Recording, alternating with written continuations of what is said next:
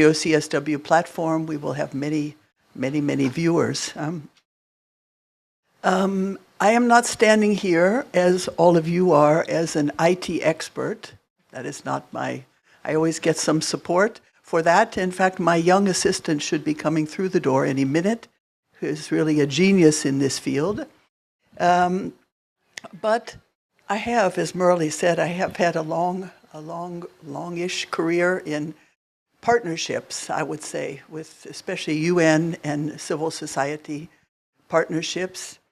And just as I was preparing this, some remarks to kick this off this morning, I was remembering, I live in Geneva, and I was remembering in the 90s, in the 90s, that was the time when actually the internet was really just getting started. Before that, there were, it was just being sort of used selectively, maybe for research. It was not really a communicative kind of relationship that could come through that. But I remember one of my first events that I attended at the United Nations was a lecture by Mrs. Sadako Ogata. She was the High Commissioner for Refugees at the time, this amazing Japanese woman who was talking about this new tracking system that they had. It was like really revolutionary at the time. A new tracking system for bringing lost children in displaced areas together with their parents or families.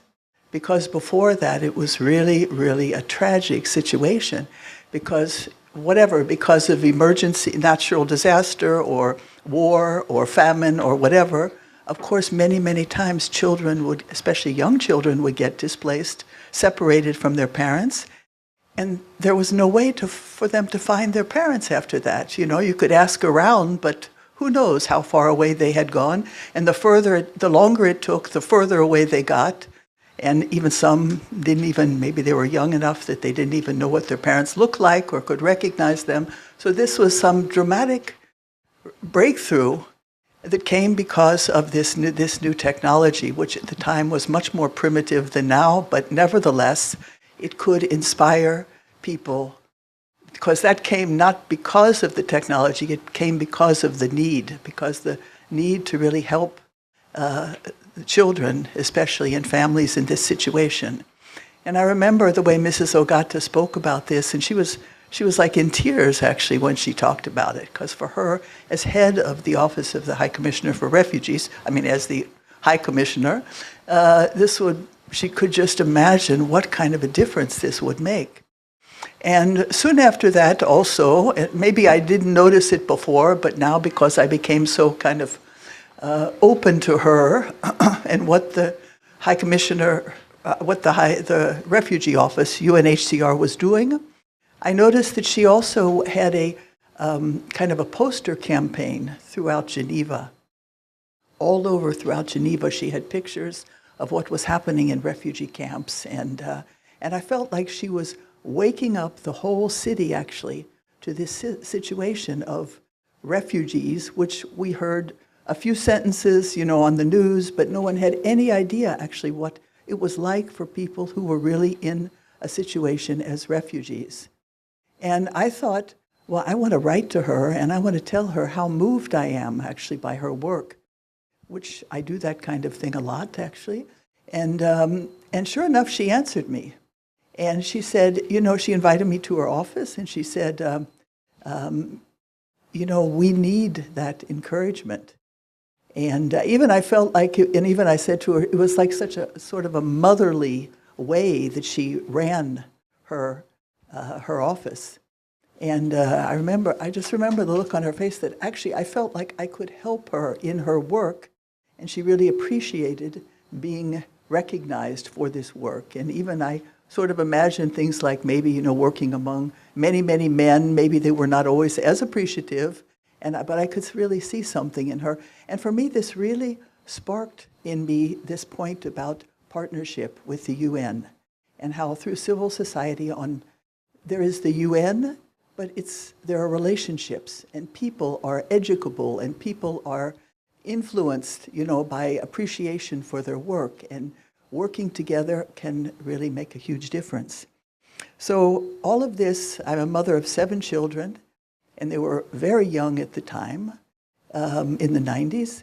And I remember coming back to them after being at the United Nations a few times a week, and learning all these things about the situations of people in the world that, again, I had only heard a few phrases, on the news, and coming back and looking at my own children. And, it was such a profound experience. I would look at them and imagine them as refugees, or I'd take them to the swimming pool, and I would imagine all the children there as being, as this being a place where it was just filled with refugee children, and I would be in tears so often, in fact. So, and now we have things like, just even this morning I saw something on the internet about a 19-year-old young man, I believe it was a young man, who created a website to connect Ukrainian refugees with host families in other countries.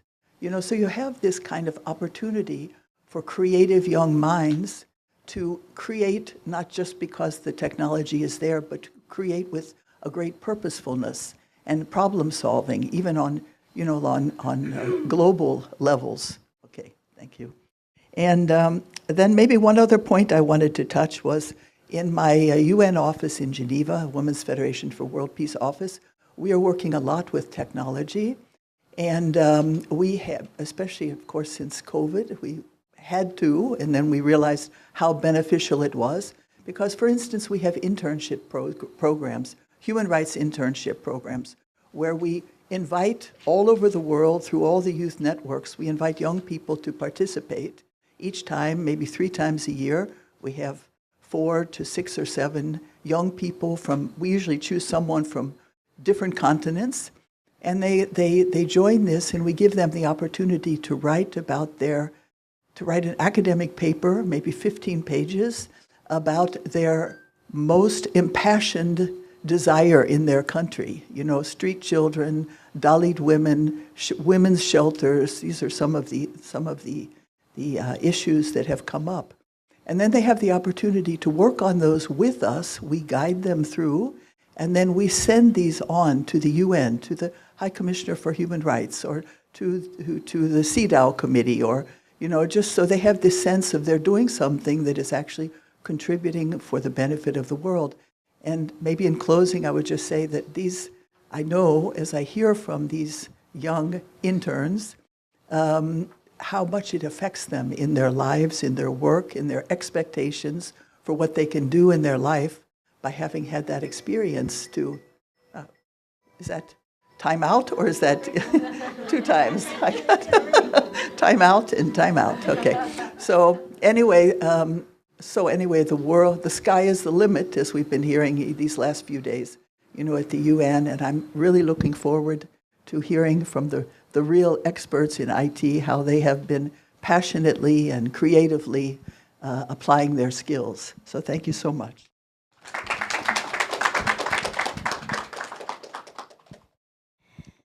Thank you, Carolyn, for opening up this program with your inspiring stories with Mrs. Ogata, the refugees, and the work that you do in Geneva and for Women's Federation. So the next part, I've been waiting for this and preparing for this for months.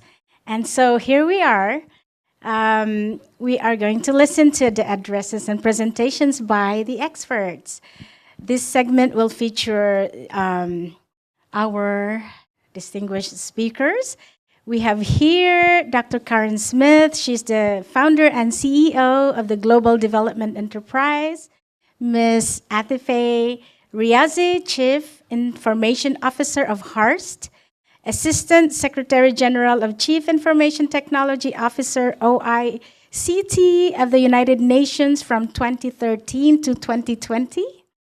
And Ms. Adriana Gasconi, founder and CEO of Girls in Tech, and our very young woman leader, Engineer Christine Rose Bulayo, the Regional Secretary General of Women's Federation for World Peace, Asia Pacific 1.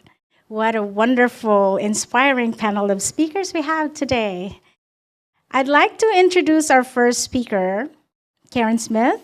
She's the founder, as I mentioned, of Global Development Enterprise. And also, she's the founder of the NGO Academy.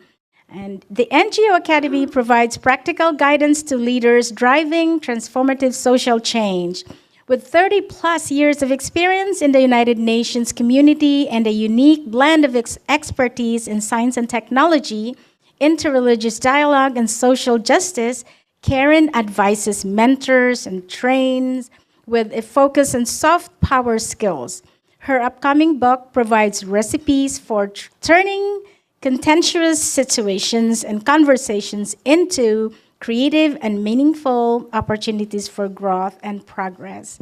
So, ladies and gentlemen, let's welcome Karen Smith.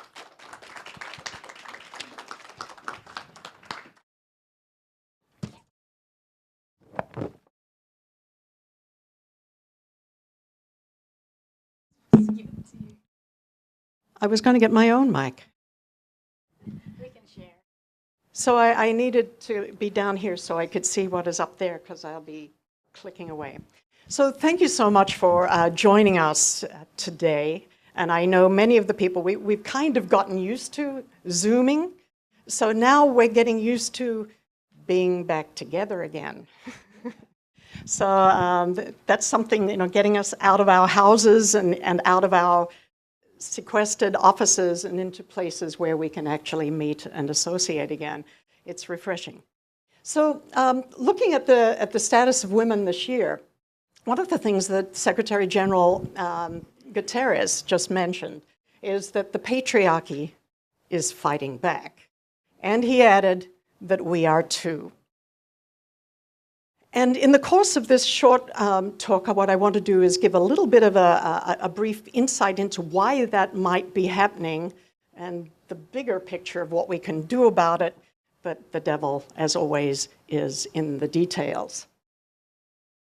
So one of the things that UN Women are really talking about in terms of tech is that tech progress is still outpacing progress in gender equality.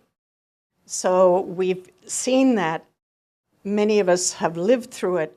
Your children are experiencing it online in their games and in the gaming world.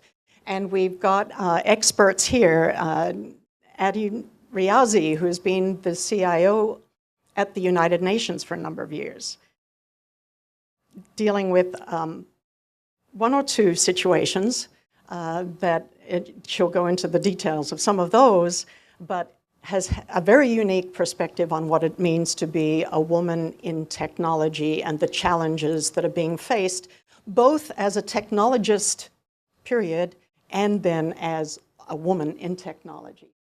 And I'm so honored that she could be here with us today. She's an amazing person, and she writes exceedingly well, by the way. And then we have Adriana, who is really focused on giving women the opportunities to become trained and educated in STEM. So part of the reason that got her there, and she'll tell you the details, was her own experience of being a woman in tech. It can be painful. But that pain, and perhaps the anger that goes with it, and the indignation can light a fire and get things moving. So you'll see what she's done because of that challenge, and it's amazing. But part of what the UN Women is calling for is to remove the barriers to access to the digital world for women, educating and training women and girls in STEM, enabling women to create tech that meets their needs, and eliminating online gender-based violence. They're the four things that UN Women are calling for as a kind of thematic for this year's CSW. And I would like to say that in some way, I think you'll see those conversations will be played out right here this morning. So that's, you'll see those threads in the conversation. What I want to bring your attention to at the moment, that I think that there's also one thing that's, generally speaking, we're missing in our conversations. You know, human beings are a little bit like fish. Sorry, I keep coming. you know, I keep talking about fish today. But anyway, I did spend 10 years fishing and doing things. But anyway, we're a bit like fish because fish in water don't know that they're in water. Humans, most of the time, we don't realize that we're totally immersed in relationships. The way we look at things, the way we deal with one another, the assumptions that we make, and how we're communicating with the other based on what we think we're looking at, what we feel we're looking at, hearing, experiencing. But we're missing something, I believe, in our conversations and in our education and training. And so that's where it comes in the little bit of talk about soft power and I said, being real, tech progress is outpacing all social progress, and that's kind of the next step. But the piece that we're kind of missing is the how to be good human beings. And I want to give you a little bit of an insight as to why I think some of that happens. We can't go into the depth of it, but one of the consequences that gender equality is just one of the social issues of the bigger issue that is being faced today because of the pace of the growth of technology. It's growing so fast. And our traditional structures, our social systems, our hierarchical, mature organizations, not mentioning any names while we're talking about the UN here, but those institutions don't change as fast as technology is changing, and there are consequences for that. That's why we end up with this huge and growing, what I call gray zone. There's an ethical gray zone where any actor who's got the drive to jump into that, there's not even the legal framework for adequately dealing with the problems of online crime, transnational organized crime, trafficking driven by the technology that enables us. So there's this huge gray area that we are not good at. We're not even good at having a hard discussion with the ones we love. We're not good at it. I know. And maybe I came to this realization a little bit late, but probably the last 10 years I've really been focusing a lot more on this area and arena. Because I had some experiences where I realized I didn't see certain things coming. I thought I was fairly smart. I thought I was quite capable. I thought I was decent at communicating. But in fact, I discovered, And it's taken me time. Let's put it this way. So, just quickly, one of the things that's important to understand about human beings, we are actually wired to use tools. Rocks, hammers, swords, bows and arrows, iPhones, and every other mobile device. We live with them. They become an extension of us. We walk down the street. We are wired, when you lose your phone, you set it aside, you feel that something's lost because that's part of it becomes part of your identity. It's the way our brains work. Now, even the organizations that are structured to be learning organizations, and not all organizations are, still take more time than a human being does to adapt to a tool. Because the adoption process is one of those pre-rational things. We don't plan it out, we just do it. It's pre-rational, it's fast. And so that's what comes back to the discussion of thinking fast and thinking slow. We've got two components of who we are primarily that happen very fast, and they're pre-rational, they're not in our cognitive functioning, and the reasoning stuff that we think about and think we know, that is slow. So that's part of why even here our adoption of the technology as individuals is very, very fast, relatively speaking. The rational, strategic planning for changing an organization's structure and how it works takes time. This is the gap. We see it everywhere, and gender, the issue of gender is way, way, way one of those social issues. The other thing I just wanted to show you that it's going to get faster and more and probably a little worse, but sorry, it's me, Australian, hit you on the nose with the truth type of stuff. Moore's law sped up the pace. Every 2 years, the chip gets gets twice as much information on it. We get twice as much information. We're in the sea of information. That eased off. We're now just at this point where we're going public with AI.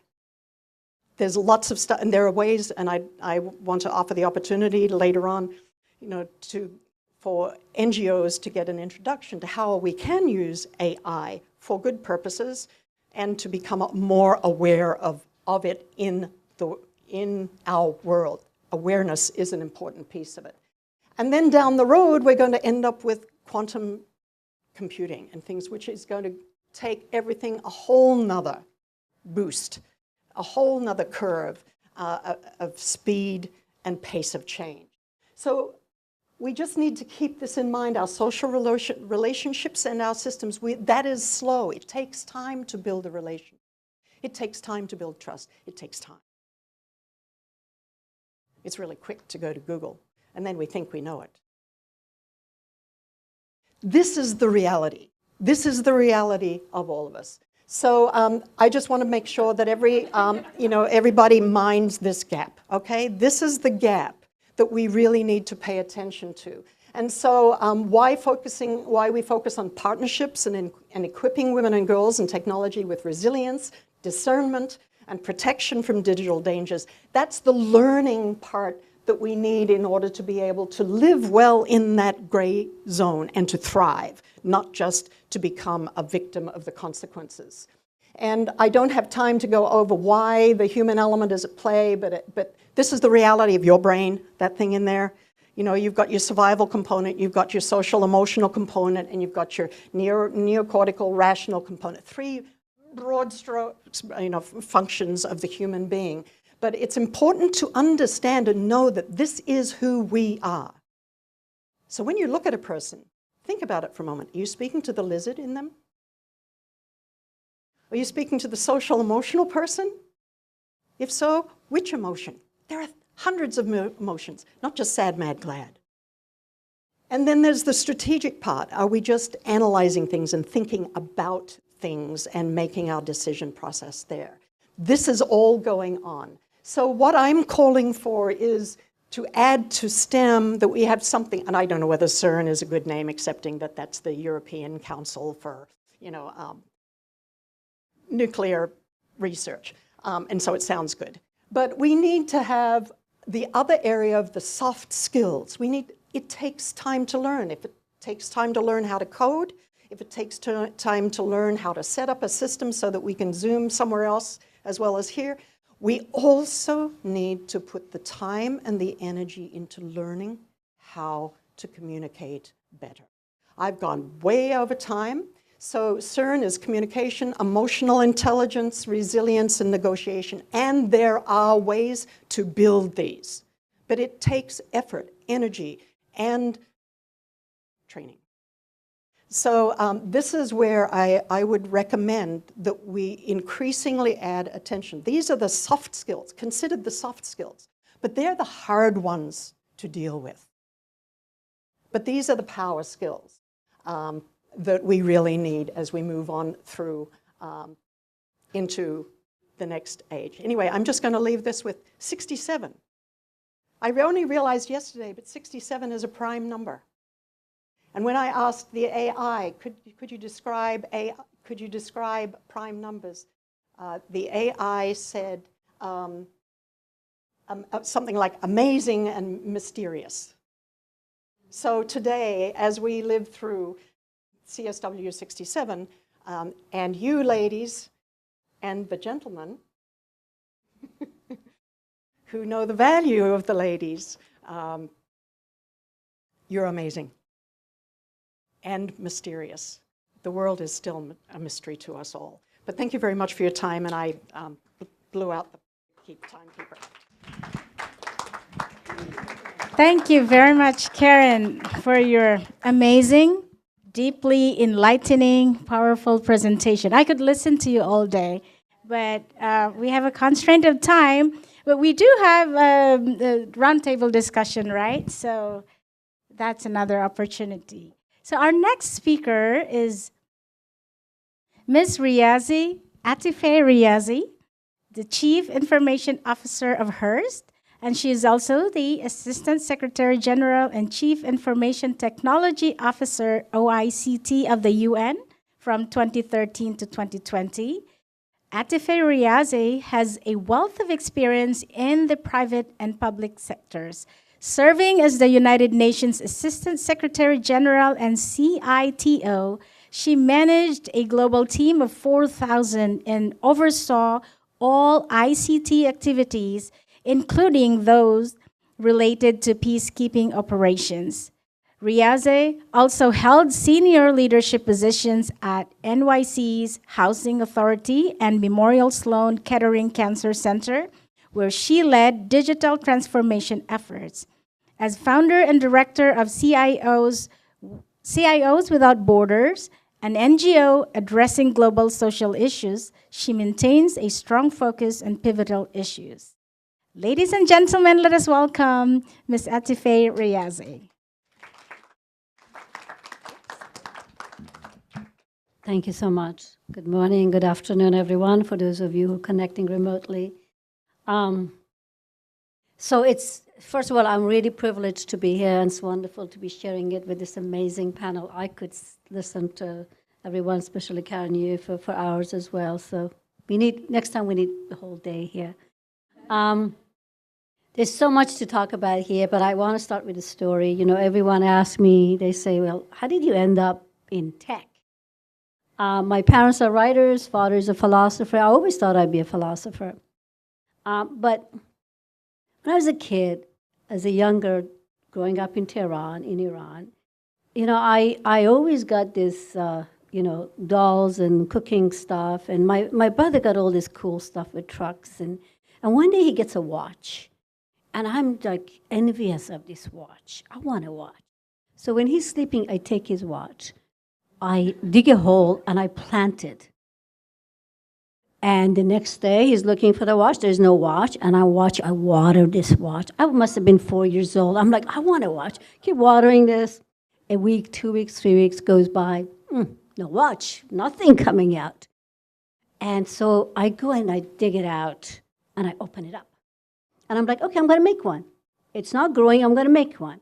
So I open it up, and I look at the gears. I'm like, I'm mesmerized by this, thinking, how does this work? I'm curious about it. From that day on, I wanted to be an engineer. I wanted to see, how does the world run? How does the world work? And I wanted to be an engineer because I couldn't, because everyone told the girls, you're going to be a nurse or a teacher. And nurses and teachers are great jobs. And they told my brother he's going to be an engineer. And I said, well, why can't I be an engineer?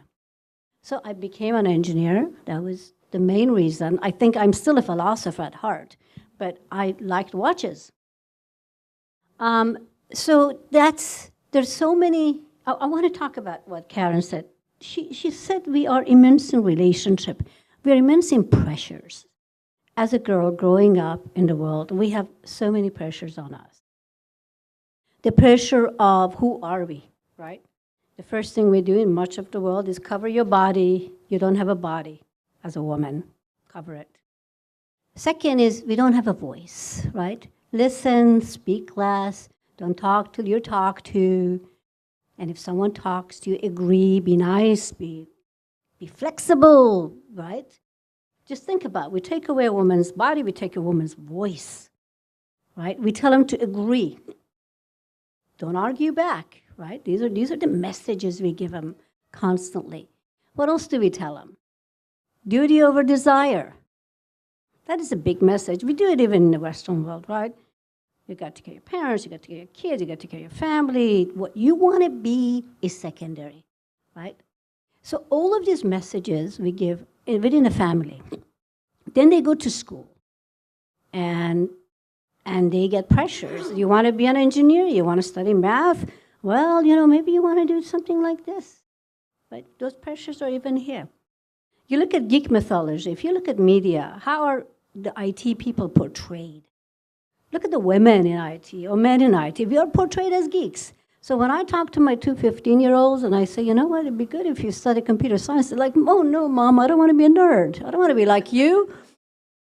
I'm like, you're lucky if you're a nerd. You want to be like me. But just think about the pressures. It's such an important point. All the pressures, the relationships we have, and then we put them in a work environment which is not conducive. COVID was tragic for the world, but it did a couple of things. It allowed for hybrid workforce, which allows for more women to stay within workforce. Because today, what percentage of women come into tech? 20%. When I went to college, we had more. Today, 20%, less than 20%. But not all stay. They leave. Why is that? So I think we have the work environment, the family environment, media, social pressure, all of that not letting women get into the tech. Now, tech, there is a huge acceleration in tech. We can't keep up. But the sector is lopsided. It's lopsided because right now, if you're 20% of the contributor to innovation, 20%, 80% of us are consumers of tech. But tech is changing the world. It has broad impact on social issues, economic issues, financial issues. We care about those issues, don't we? But we don't have a voice. We don't have a voice because we keep thinking of what we learned as a kid. Don't speak up, sit in the back, be agreeable. And isn't that what we're doing right now? We're agreeable. Are we advocating for big policy changes around e-waste, which impacts lots of women? Lots of women and children. Are we advocating for this huge shift of human trafficking? 70% women. 41 million people trafficked. 70% are our daughters, our sisters, women in the dark web. Less than 1% of these guys are caught. How do we stop that? You think about identity theft. You think about social media impact on children. How do we stop that? You think about artificial intelligence. It has broad implications for us, broad implications on a social issue. Things we care about. Technology has immense power. Again, we saw it with COVID. We talked about refugees, right? Now you can have healthcare and education remotely. It doesn't matter where you are. If you're a girl and you can't go to school, guess what? You can get education at home. Broad implications. Issues that we care about. But we have opted out. And that is a serious problem. We've opted out because we say the space is not cool. Our girls say it's not cool, and we're just let them go with it. That's not acceptable. The media represents the women in tech. As geeks, that's not acceptable. We have no circular economy around electronic waste, and we continue to pollute the environment. Not acceptable. Women are being trafficked in a dark web. No one takes responsibility over it. Not acceptable. AI is going to result in major unemployment. Right now, we have 50% unemployment of youth globally. Those are our children. What jobs would they get? Farming, manufacturing, transportation, military, agriculture. Those jobs are being modernized. Are they going to get reskilled, retooled? What's going to happen when they don't have jobs? Well, you get radicalism. You get conservatism. Policies will change. Political views will change. Conservatism will begin to start. Do we care about those issues? Yes. Is our voice heard? Are we engaged? No, we're not engaged. We continue to consume technology. So my message really is for women, because we have a lot of meetings where we talk about role of women in tech. We go back and nothing changes. Nothing has changed in 20, 30 years. That is not acceptable. So how do we make a change? Because if we don't make a change, this industry continues to be lopsided, and we don't think about unintended consequences of technology, long term, not short term. It's not like the hiss of Titanic. It takes a long time. If we don't think about it, if we're not engaged, we're not at the table, then we deserve what we get. So that responsibility lies with us as women, with our partners and husbands as our partners, with our children as our daughters and our sons, with our parents as fathers and mothers, with our teachers, with our governments, with the private sector. So that's what I am passionate about. And I'm being given the 1-minute warning by the beautiful lady here. And I think we can do a lot in that space. We should do a lot in that space. But it starts from raising our children differently, from sending the messages, the right messages to them. 20th century, I would end with this, was an incredible century. We had 2 world wars, we had a Cold War, we sent a man to the moon, we had Elvis.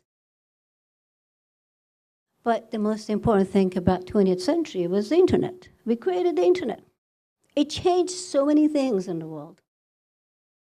Now we are at the fourth revolution where the quantum computing we talked about, 3D printing, AI, all of those, cloud, they're all coming together to create the fourth revolution.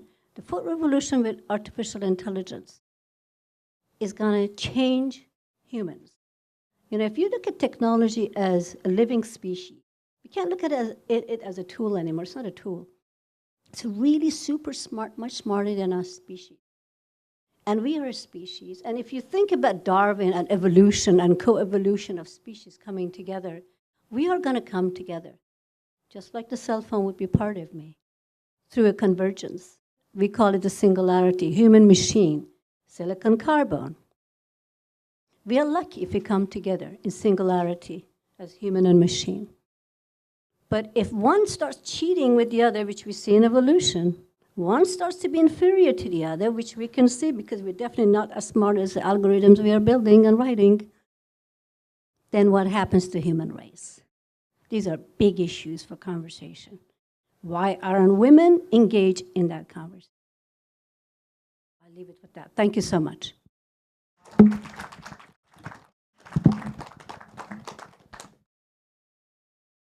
Wow. Thank you so much, Ms. Riazi. Such an empowering message, and listening to your story as a little girl planting a watch and watching it to make it grow. I think, if I was a little girl, and I think out there, whoever little girls are listening, they would want to be an engineer like you.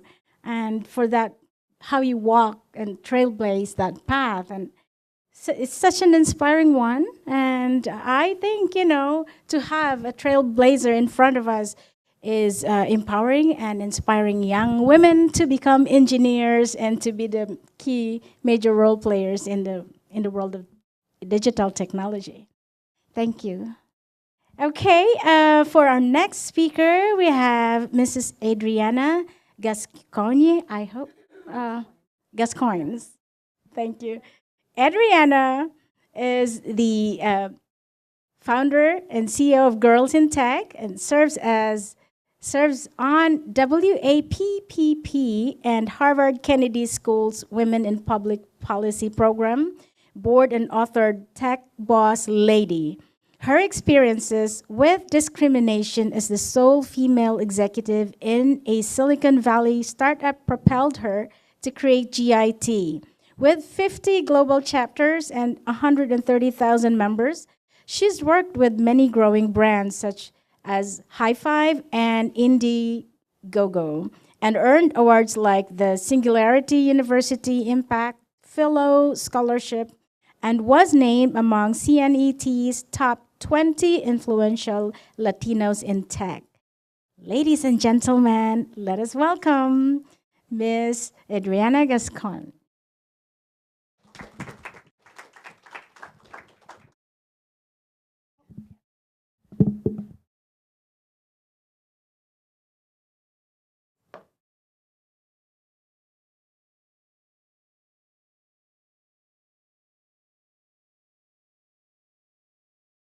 So it's really, really nice to be here. It's actually an honor to be here because I'm usually surrounded by tech folk, and it's great to see so many people that want to change the world and make an impact in so many different ways. So thank you so much. It's great to be here in New York with you all. So just to start off, as she said, I am the founder and CEO of Girls in Tech. And I started the organization in San Francisco in 2007 because I was one of a startup with 35 employees and the only female and the only person of color. So I'd walk into work every day and look around the room and just say, you know, there's obviously something wrong with the makeup of the employee population. It was literally, everyone was 25 to 35-year-old males that would wear hoodies, you know, the typical programmer. And I, one, didn't feel comfortable with that environment, but most importantly, didn't feel that I felt like we were doing a disservice to our users. You know, we had a diversity of users from all different walks of life, ages, geographies, and you can't build good products and services if you don't have diverse teams, problem solving. So that was my foray into the tech industry. I come from a background of brand marketing and product marketing, but moving to San Francisco in 2005, I experienced this disparity firsthand and wanted to create a change. So Girls in Tech was born. So Girls in Tech is a global force delivering local education and opportunities for women, a global nonprofit organization with one simple dream.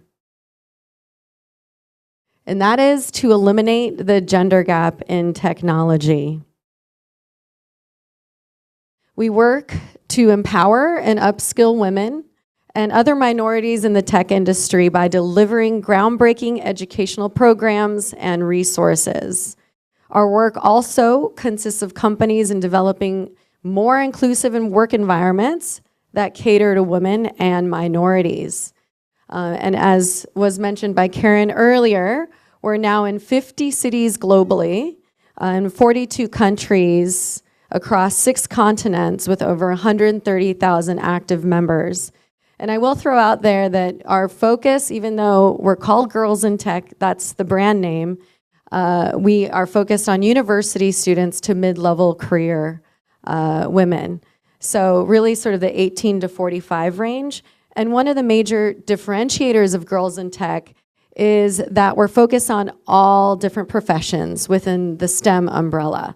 So it's not just computer scientists and technical women, even though that makes up about 35% of our member base. We do focus on designers, product developers, salespeople, PR, marketing, you name it. We are an inclusive organization for all women within the tech space. So we need to provide education to women on a greater scale. Technology is about evolution, and for that we need diversity. But our current tech industry isn't representative of society. So to throw out a couple of stats here, only 3% of women in the tech industry identify as Black, and this is a US-based stat. Only 1.7% of women in tech identify as Hispanic. Women only represent 33% of the workforce at large tech companies, according to Deloitte. And 50% of women in tech leave their job before the age of 35. McKinsey research shows that 37% of entry-level tech jobs are filled by women, but this number drops significantly for senior level management roles, 25%, and executive roles, 15%. And actually last year we did a study with McKinsey and Company focusing on the disparity of women going into mid-level management roles, because it's a crazy 42% of women climbing up the ladder that leave the workforce.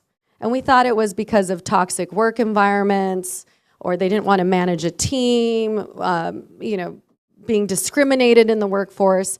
It was because of the lack of raises and the lack of promotions. So acknowledgement from their managers, from the directors, that they deserve that raise, that they deserve that promotion.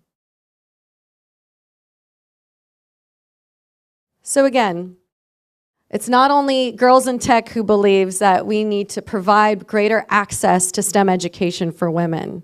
Fei Li, who's a Sequoia professor of computer science and Stanford University, said, "If we don't get women and people of color at the table, real technologists doing the real work, we will bias systems. Trying to reverse that a decade or two from now will be much more difficult, if not close to impossible. This is the time to get women and diverse voices in so that we can build it properly." Diversity of product development.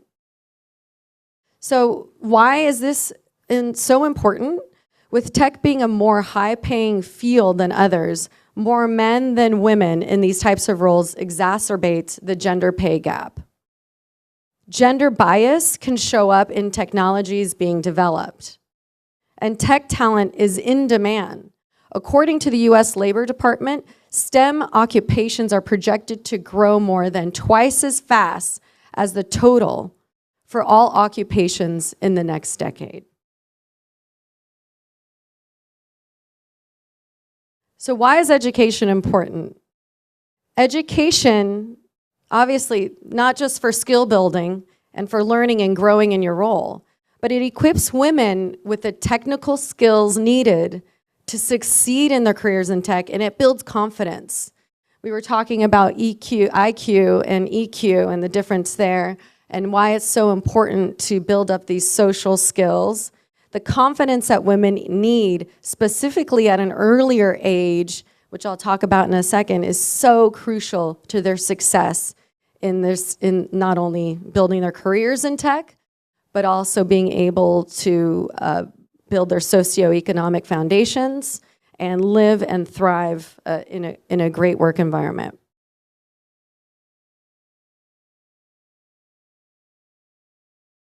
So here's some key statistics. Girls make decisions about their interest and participation in STEM as early as age 4. So they're exposed to things like media and games. Someone was mentioning that earlier. Obviously, their parents and their teachers, their science fairs. I mean, as early as 4. So there's a cool product called Goldie Blocks. Have any of you heard of it? It's a friend from Stanford actually created, an engineer. And it basically is like a kit of sorts to help girls think like engineers. So they build things, they build small things, medium-sized things, big trucks, things like that. And it's a really cool concept because it's fun. And there's a community as well online so they can connect with other nerds. Girls often gain interest in STEM subjects at age 11 and lose it by age 15. So those role models and those teachers and the parents are crucial in helping expose girls to opportunities in STEM, not to mention the media. The media is very responsible for exposing girls to opportunities and not making it so that it's not cool to be in tech. They should want to discover more about the industry and gaming and careers, etc. And research shows that both parents and teachers underestimate girls' math abilities and believe girls need to work harder to get the same results as boys. So there's a lot of research and studies going on right now about girls excelling in math and translating those skills to data science. At Stanford, more than 50% of the data science majors are women. And at IBM, they're hiring more female data scientists than men. So we're making really, really good headway there. And you can see some of the statistics here. Worldwide, only 30% of tech science and technology professionals are women. Only 10% of mainstream tech education is comprised of women. And 30% of women over 35 are still in junior tech positions compared to just 5% of men, despite software competency. So some of the key barriers to entry for women in tech, you could see right here, this is the woman who created the Hubble telescope. And it's funny that, we decided to include this quote or found this quote because I experienced something very similar with my guidance counselor in high school, almost to the T. She just said, don't even think about applying to technical schools because you're horrible in math and you won't do well. But she said, I still remember asking my high school guidance teacher to take a second year of algebra instead of a 5th year of Latin.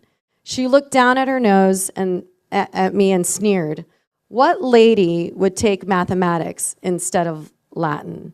So this was Nancy Grace Roman, who's a prolific astronomer and mother of the Hubble telescope. So some of the key barriers to tech roles may be seen as more masculine, gender bias in the workplace, social expectations to raise a family and the work-life balance issues women are subjected to as primary caregivers, lack of female role models in tech. All of these are still barriers.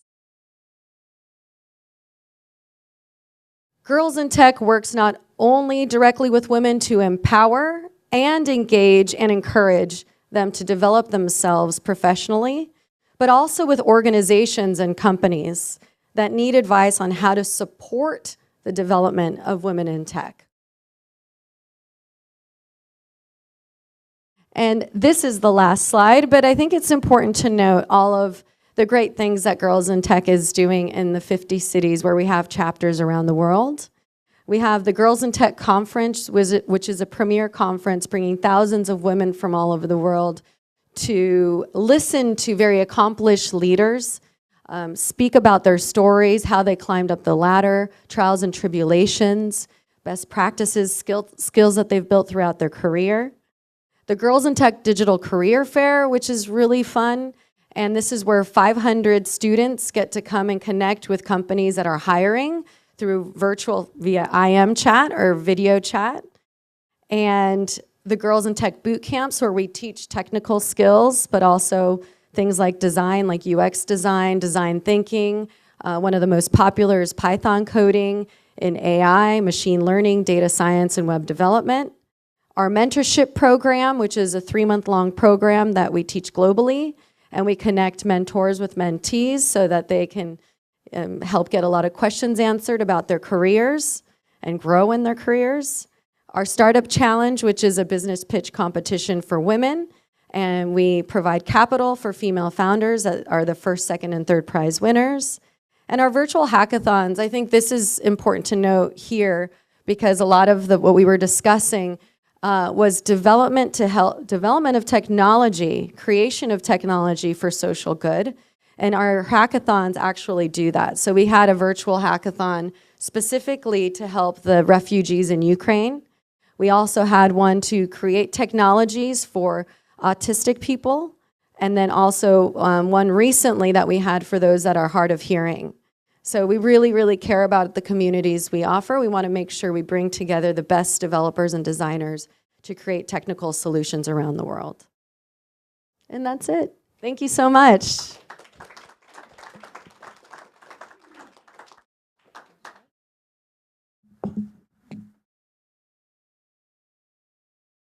Thank you, Miss Adriana. As always, the stories and the experiences of our panel of speakers are truly inspiring and empowering and compelling narrative for many of young ladies who are still exploring what they want to do in the future. And that is such a positive influence. Creation of technology for social good is something that hits our hearts, right? Okay, so thank you. Our next speaker,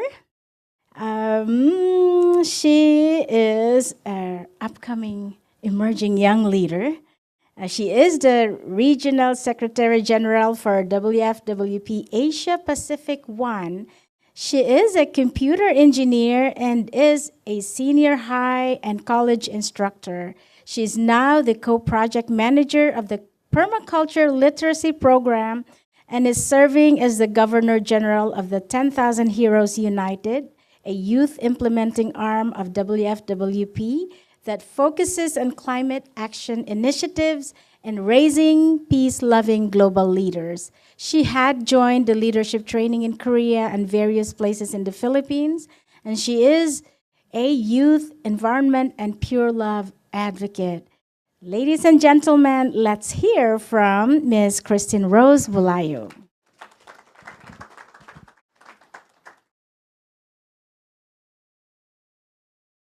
Thank you so much.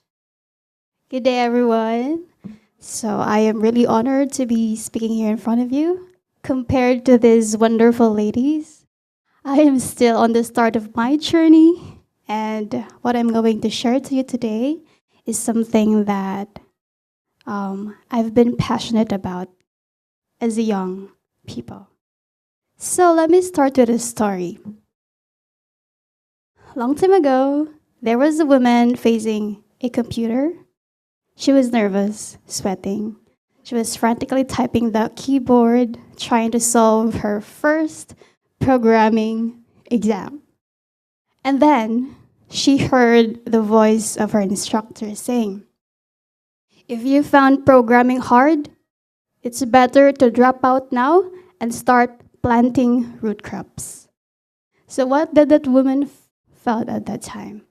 So honestly, she was tempted to give up, but she didn't. For more than 6 years, she's standing here now in front of you, talking to you.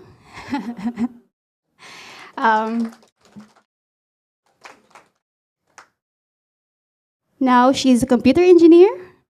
She is also cultivating a hectare of land. Planting not just root crops, but vegetables and different kinds of herbs and fruit and non-bearing fruit trees. So, who said that one must choose between the two, right? But we can do both. So I did both.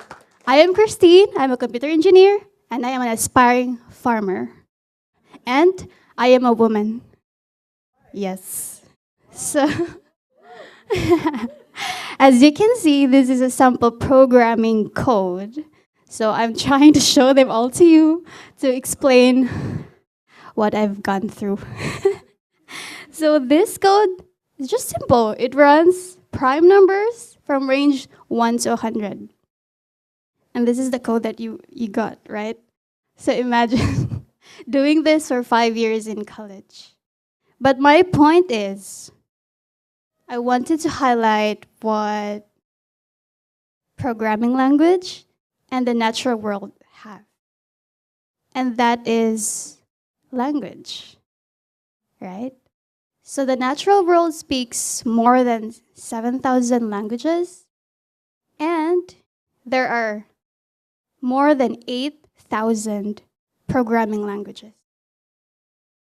And both languages are meant to convey a message that should be understood and to be processed by the receiver.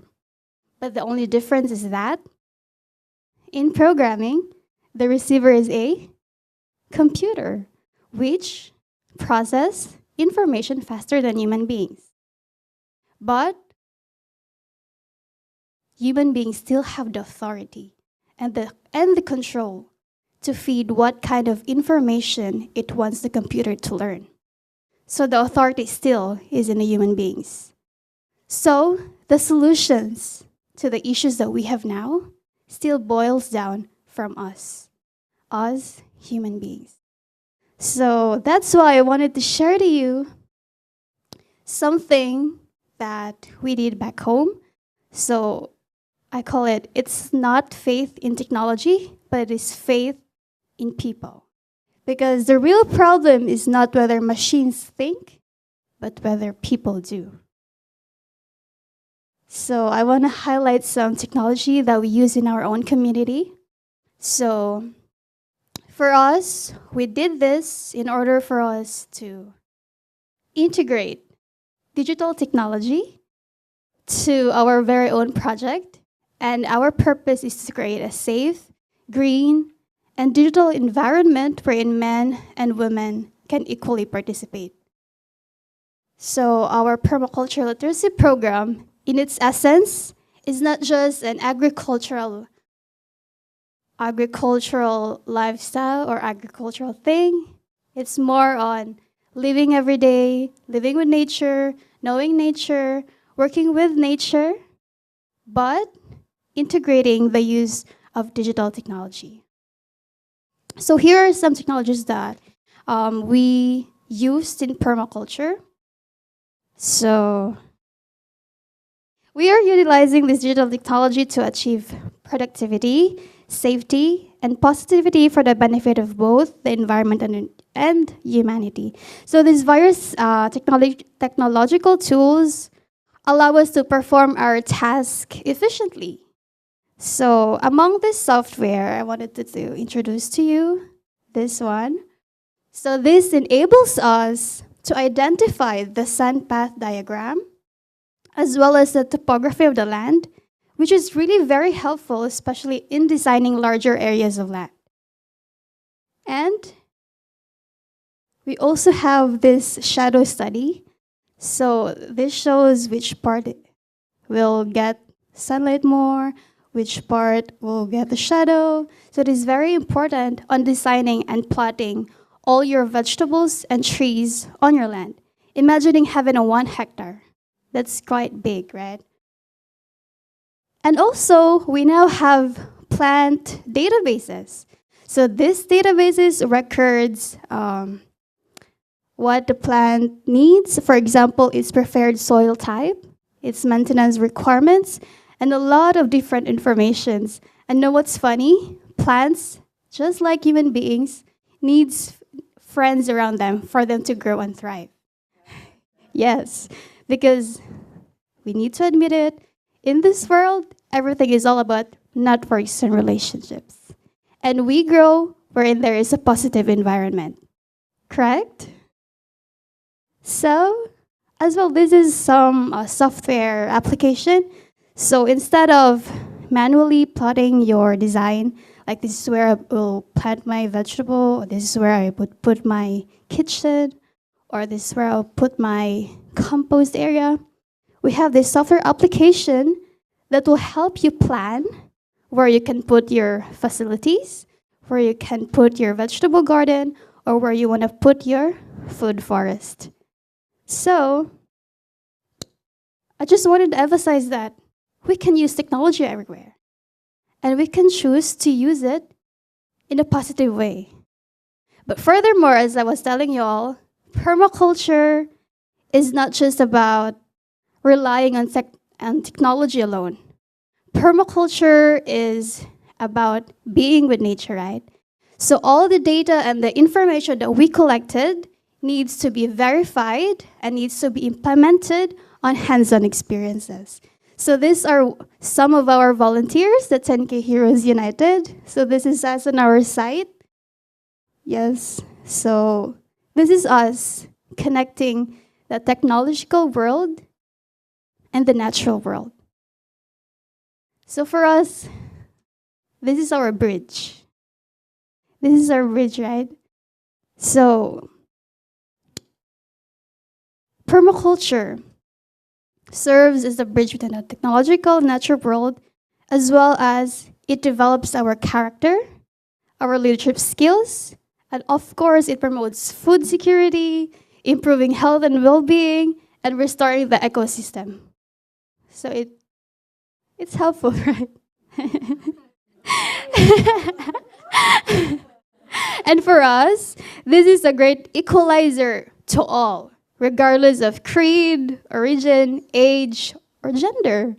And it's amazing because in permaculture, we can experience transformation of heart, which we really do need.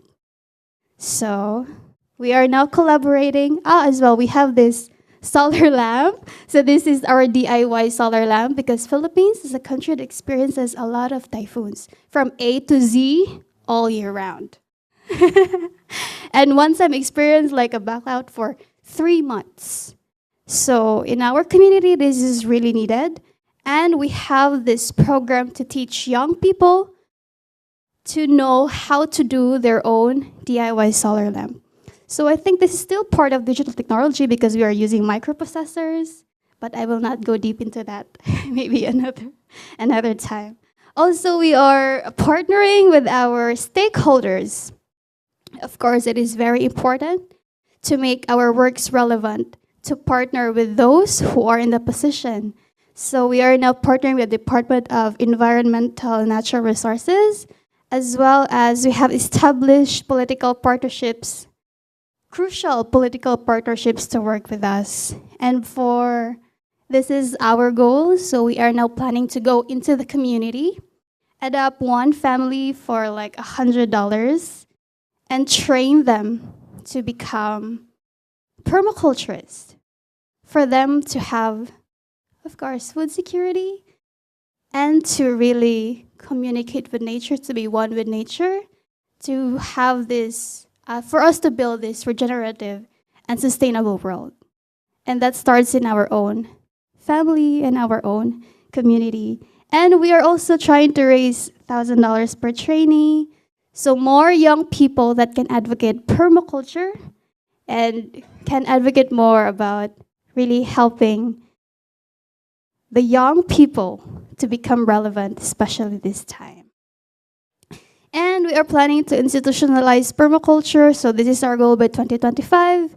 I hope by then we can all still be together and I can still update to you all of our works.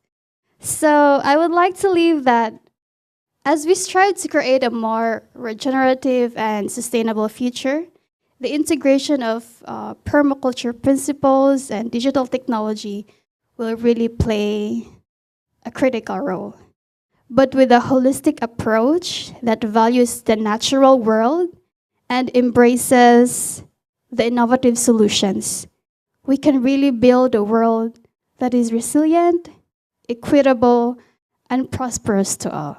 So I hope that we can work together to achieve that goal. Thank you so much.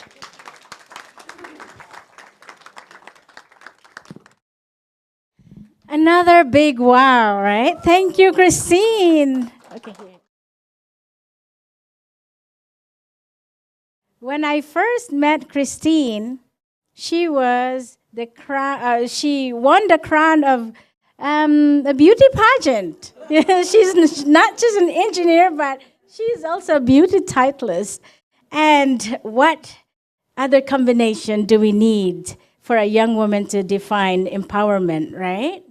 And success. So kudos to you, Christine. Thank you so much.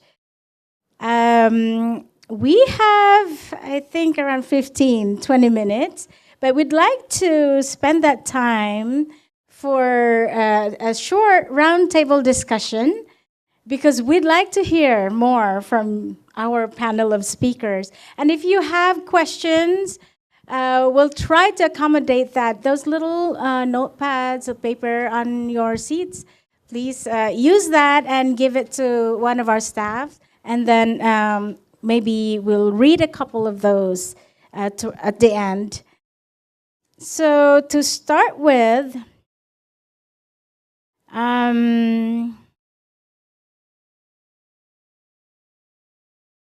we have actually written down some questions, but the first question was really like covered by your speeches, but just wanting to hear more from your perspectives in your areas of expertise. So the first question is that in the context of our topic, creating an environment of resilience and empowerment in the digital age, what do you think is blocking this path and why?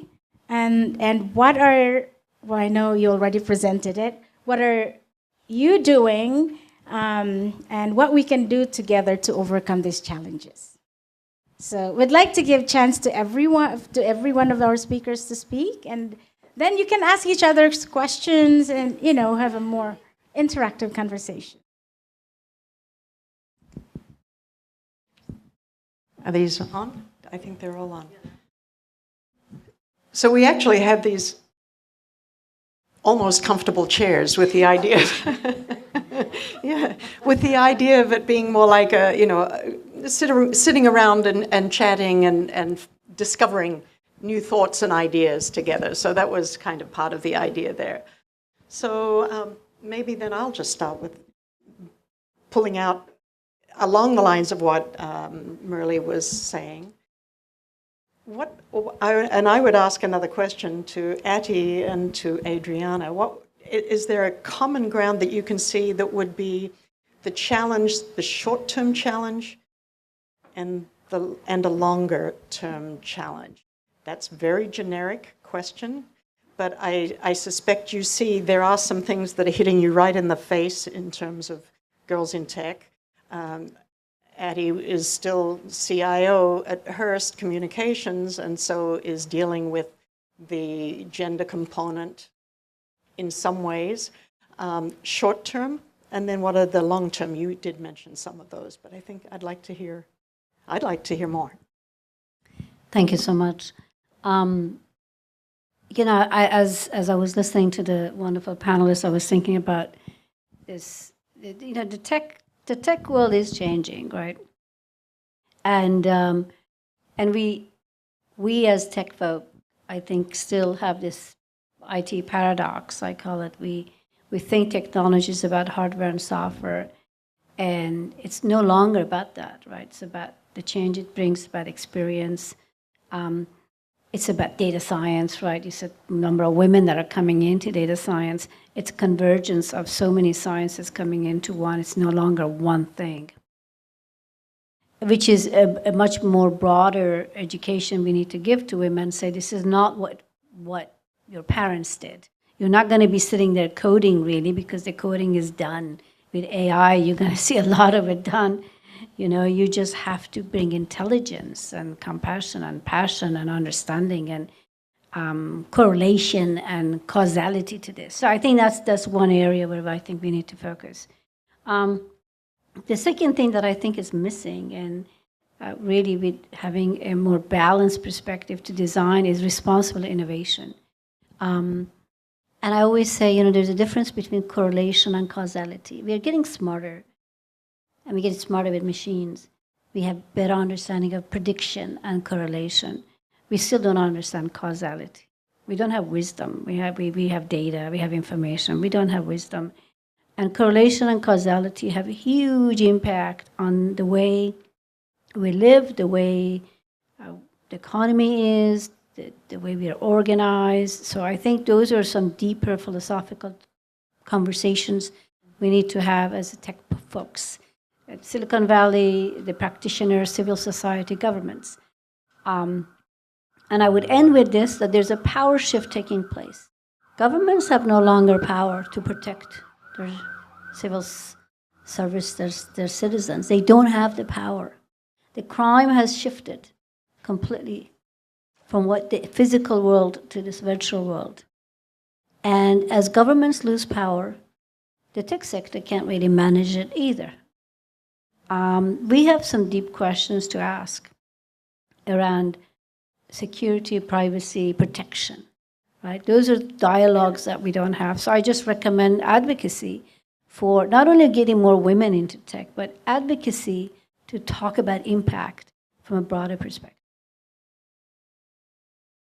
Yeah, I thanks for that. I think, there's just, you can answer the question in so many different ways, but what I'm seeing sort of more on the ground is just access to education, and the focus is more on socioeconomically challenged communities, where it's not just lack of access to education in STEM, but it's also access to devices, resources, internet, the infrastructure that is so crucial in order for people to get educated. Right? And I would also add that this all has to happen at an early age. Like, Girls in Tech is really focused on university to mid-level career, but this all happens when they're kids, right? K through 12 is when kids are influenced, students are influenced by their parents, by the media, by the teachers, by role models, by mentors. So we all have to up our ante as a society to provide this support and mentorship at an early age. I also think that there is an education that needs to happen to executive people and government entities and leaders that are decision makers, not only in the US, but around the world. And, you know, for example, love him or hate him, the governor of Tennessee, I live in Nashville, actually implemented legislation to require middle schools and high schools to teach computer science classes. Now, this is a lot harder than one would think, because that means you've got to train all of the teachers, or find teachers that teach computer science to this new demographic, and, you know, fit it in between the math and the science, right? And this is a whole new way of learning, a whole new way of teaching. But I think holding those people accountable that can make the decisions, you know, whether it's through education or supporting small, medium-sized businesses, female founders that want to launch companies, products or services, you know, just empowerment in general. I think there has to be education there as well. And I was just going to add before what you said, Ade, about even causation. There are philosophical discussions about, probably know well, about whether causation is really a useful way of thinking about things. We think about causation in that way, but when even, I would imagine, we don't have any permaculture specialists in here other than Christine, that when it gets to dealing with such complex systems, which human society is, it becomes irrelevant to talk about causation. It's pinning down the trigger that starts something. Becomes a question how valuable that is. But that's going off into the ether. But the point there is, I think there are many discussions that need to be had, both at the highest levels and at the practical, doable levels. So we do have two hands, we've got two sides of our brains, so we have to be thinking all about advocacy and discussions of global agendas and establishing new ways of doing things, as well as taking care of the day-to-day realities of physical life. Because I guess we were going over this quote yesterday, Ready Player One? The real world is still the only place where you can get a good meal. So we still have to deal with that reality on the ground.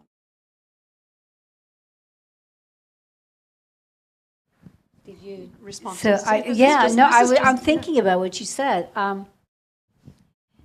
You know, I think always use Francis Bacon as a quote. You know, he says the man's pursuit for science is to gain the power he lost at the fall. You know, all our pursuit of science and technology is to understand the reasons, understand relationships, to predict the future. It's almost a religious experience.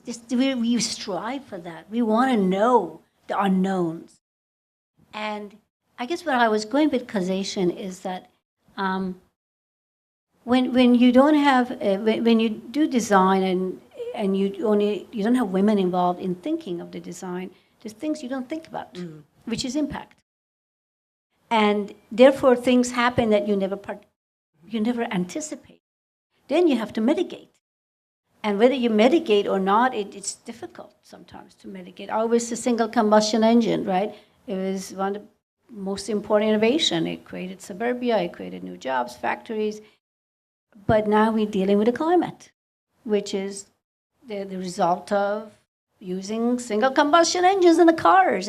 So if we are there in the responsible design, then we can start maybe thinking about these things and still doing it, but planning for it, mitigating. I think with artificial intelligence, what we're going to see is better understanding of what's going to happen and consequences. So that's where I was going with causation. But to your point, we do need this practical.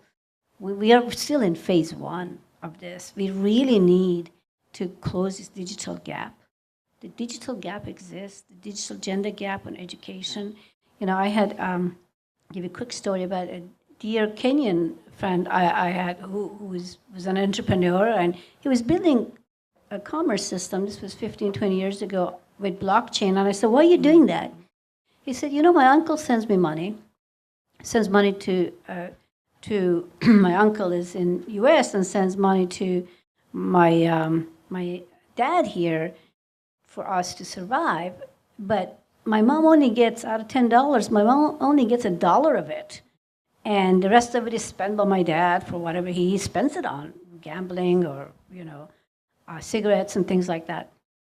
I want to create this app for my mom so she will get the money directly, right? So she could spend it on food and education and healthcare for the kids. That's why I'm doing this. So I guess where I'm going is that as you think about innovation and you think about innovating for just women having independence, financial independence, to make decisions for the children, that's just huge. It's huge innovation. That's what we need to support. And we need to, as you were talking about, inspire and make sure we have more solutions like that.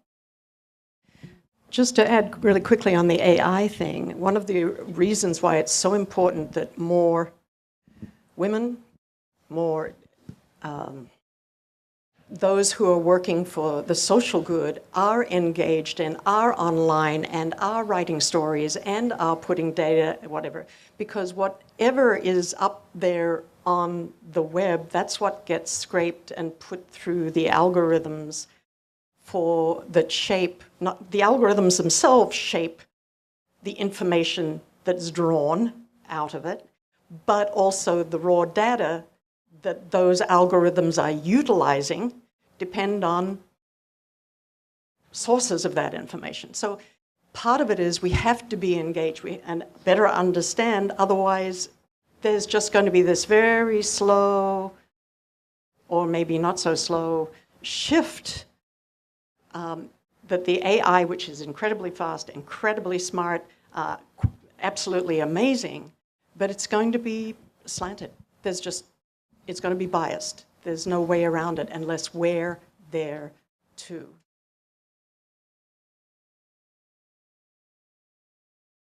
Also, I wanted to emphasize about the question that what's blocking like young women and girls in achieving digital technology. Well, I believe that creating the environment is really very important.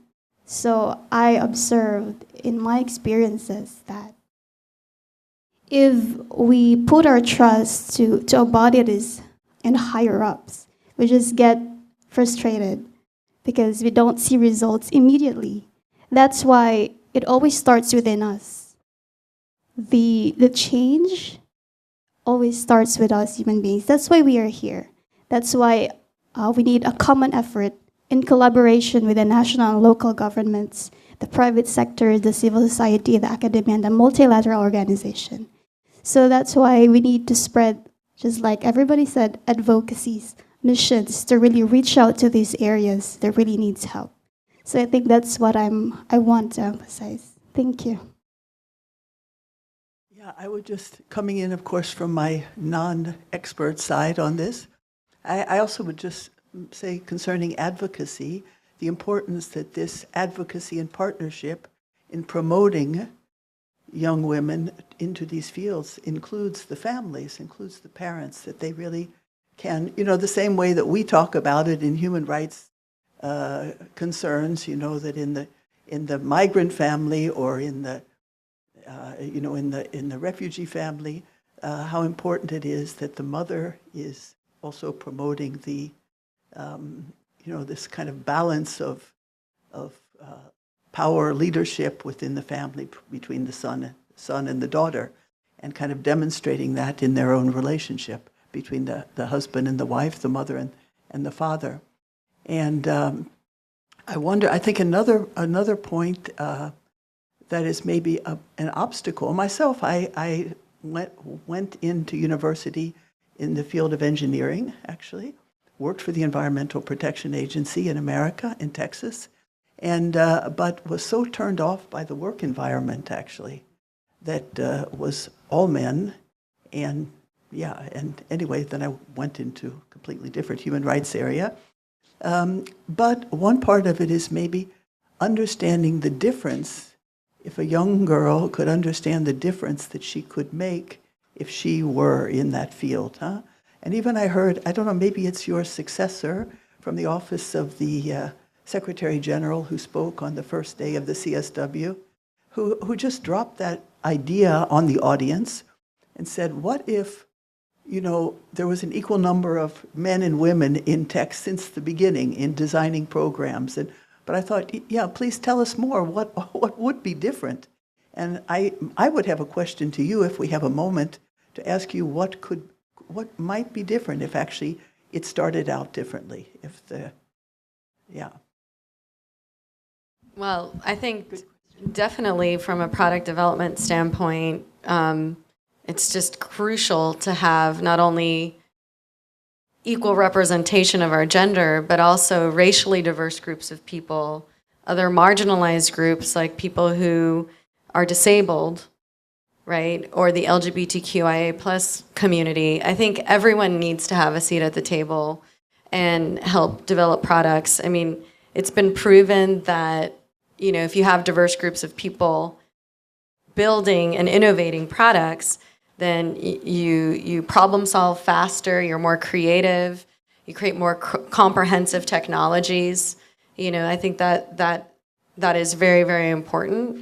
I also think in terms of a corporate culture, I mean, we talk a lot about EQ, and that is almost more important than technology itself, right? To be able to feel like you belong, to be able to feel that you can bring your authentic self into the corporate environment, be productive, safe, comfortable, and be able to be creative, right? Like we all thrive in the intersection of skills and passion, right? And if we're able to, if managers, executives, if leaders within corporations are able to foster that union with all of the employees while respecting them, I think that we'd be a much better, not only work environment, but much better society. We'd be happier. There's so many people that are unhappy in the workplace. They have to go to work, you know, or work from home to pay the bills, right? So I think you'd have a much different society, happier, more productive, I think. I like to, that's a great question, and what a fabulous answer. I was thinking of when I was a young engineer, I think it was my first technical report I had to write. I started writing this saying, I feel this is what happened. So I get called into my boss's office, and he's angry. He's like, you're an engineer, you don't feel. You think. I said, but I feel. I feel is much broader. It's intuition, it's rational thinking, it's IQ, it's EQ.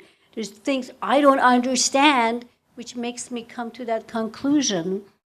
It is holistic thinking. And anyway, he made me change the word to I believe. So I go there because I still feel. And I think we need to trust in that. If you take one example of electronic waste globally, you know, people who design, and I go back to responsible design, when you design electronics and you decide, I'm going to put lead and mercury in it. And if you had a woman there and the woman said lead and mercury, well, let's think about those things. Should we put them in the electronics? What's going to happen after you throw them out? And maybe someone opens it up. Maybe it's my kid that's going to open it up because my kid is curious and start messing with lead and mercury. What's going to happen? And now we're going to have billions of these devices around. And So let's think about mercury. It's like calcium. The woman's body absorbs it and gives it to the child. And now what's going to happen to the pregnant woman and the child? And let's take this broader. You really want to put lead and mercury in those things? That conversation never took place. Or if it was 50-50, and a woman who spoke up and said that, we wouldn't have this huge, huge problem of electronic waste, which impacts 70% of women. That's why to that Bernardo, when he raised that question, when he said that, if 50% of design was done by women, 50% of problems would go away.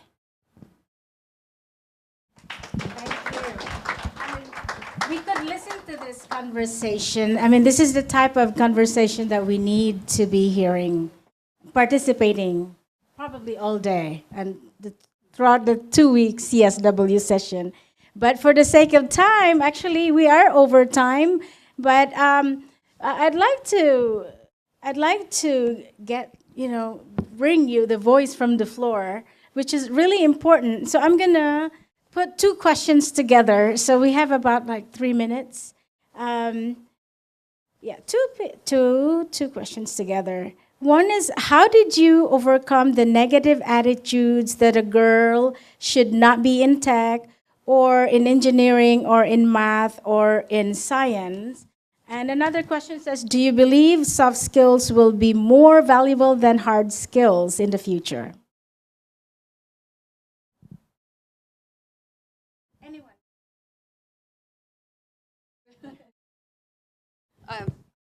I'll just jump in. In terms of belonging in tech, I mean, it was like a salmon swimming upstream. I just didn't belong, and for a long period of time, I'd call it going into man mode, as I climbed up the ladder, going in to present to a room full of men, whether it was at the sort of executive leadership level or at the board level. I would dress differently, talk differently, present differently, not tell jokes, not show up as my authentic self. Even, I'd wear pantsuits. Not that I have anything against pantsuits, but I'm more of a dress girl myself.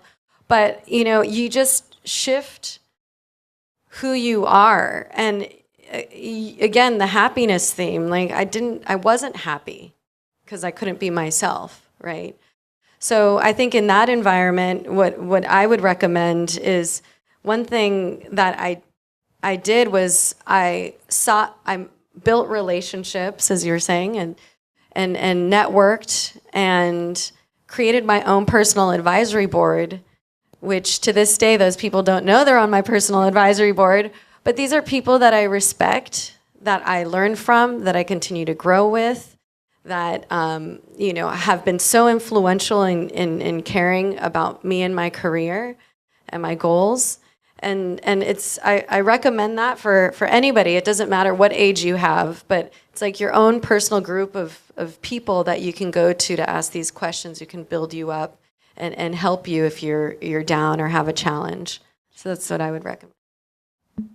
Yes, so in my experience, dealing with the negativity of being in tech, especially in college, wherein most of your classmates are men, right?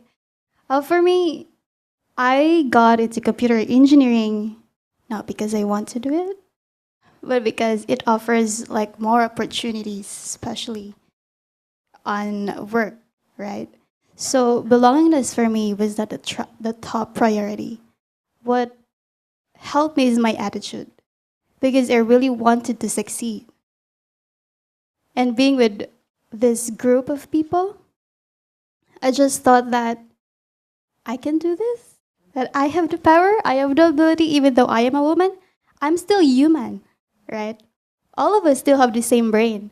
So I always remember what my teacher said. When it comes to math, we call someone who excels math wizard. But how about women who excels in math? What do we call them? Math witch? I don't know. But I don't know. So I just believed in myself, believed in my ability and capabilities. So really shaping your whole self as a human being will really help in dealing with all of these negativities. Just become a ball of positivity and you can share it to others. So that's for me. Thank you.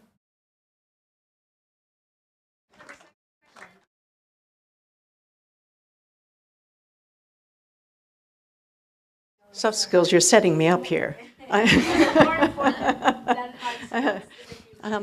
Well, I think to some extent that's been mentioned. You can't say more important because you need both. The soft skills, just like if you're going to build a castle, if you're going to be that witch, no, witches don't build castles. But anyway, if you're going to build a castle, we're talking Renaissance or something, I don't know. You need the stones and you need the mortar. You need the building blocks and you need the things that hold things together. And the soft skills are what hold us all together. That's part of the way we function, our natural desire for friendship and meaning in our social relations. That's so essential. You don't lose that. You don't check that at the door just because you walk into the business place or just because you start coding.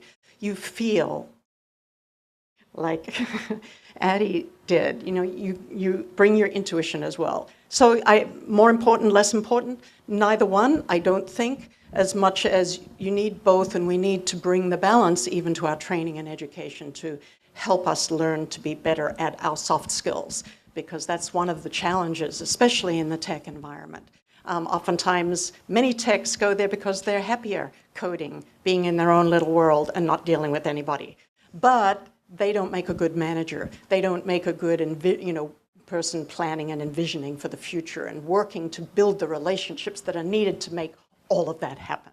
So You said it so well. But I would say the word soft skill just bothers me. It does bother me. I think it's a gender-specific word. The hard part is the soft part. Tech is easy. Tech is not hard. And now it's much easier because you buy it and it's done for you. And what we do, at least as CIOs, is people who manage tech, we change organizations. We change economy, we change societies, we change politics. We are changing the way humans live. Used to change it with a hammer and a nail. Now we change it through technology, right? And technology is changing us. It's an effect on both. But the ability to bring about change requires this broad thinking about implications on work, implications on people, implications on economy. You call them soft, I call them the most difficult part of what I do. The soft stuff is the coding. So I think we need to start changing our language. power skills. Right? And no, we need to change what it is.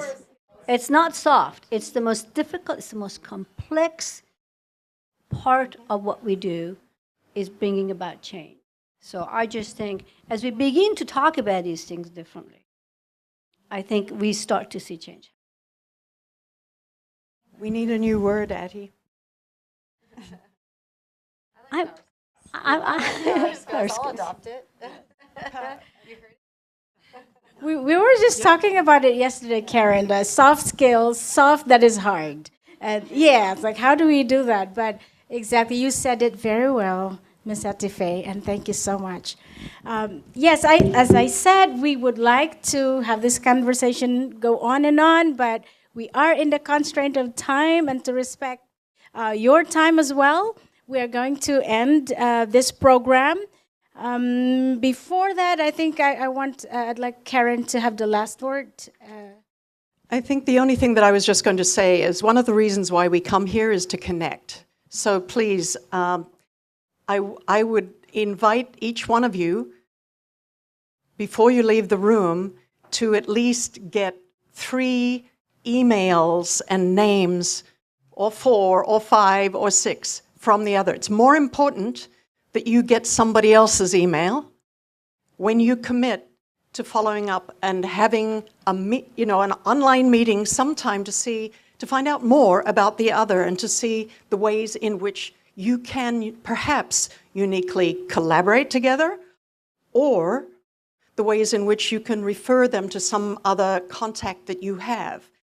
The networks we build, the way we relate is really important. So before you lock that door, nobody's there to lock the door, don't worry. But please do at least gather at least 3 names and emails. I encourage you to do that. Thank you. Thank you, Karen. So as we close this program, I'd like to thank, and please join me in thanking our wonderful speakers. They shared with us wealth of information, and it opened new mindsets and thinkings and doors of opportunities for everyone. And thank you all. Thank you for joining us. And what else is missing? A photo. Yeah.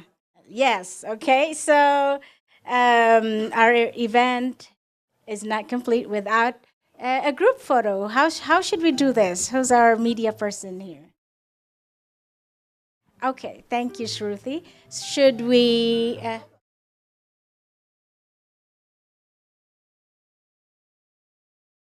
Okay, that sounds like a plan. All right.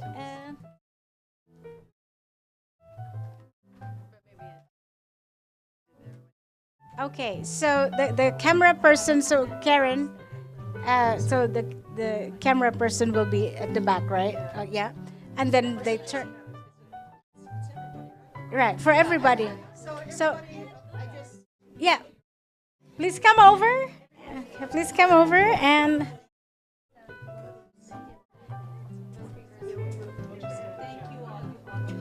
Okay, hi Nandini. Okay, please. Let's. Be outside, and also. Oh, okay. Yes, outside. Okay, let's have one here and then. Okay, please, everyone. Yeah.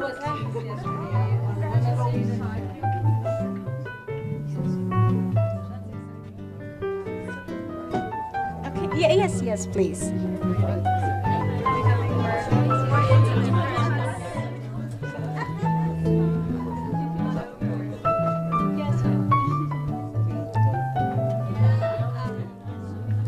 So maybe should we put a picture?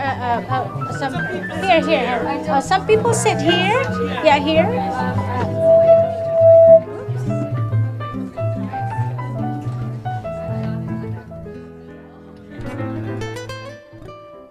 Okay, this is wonderful.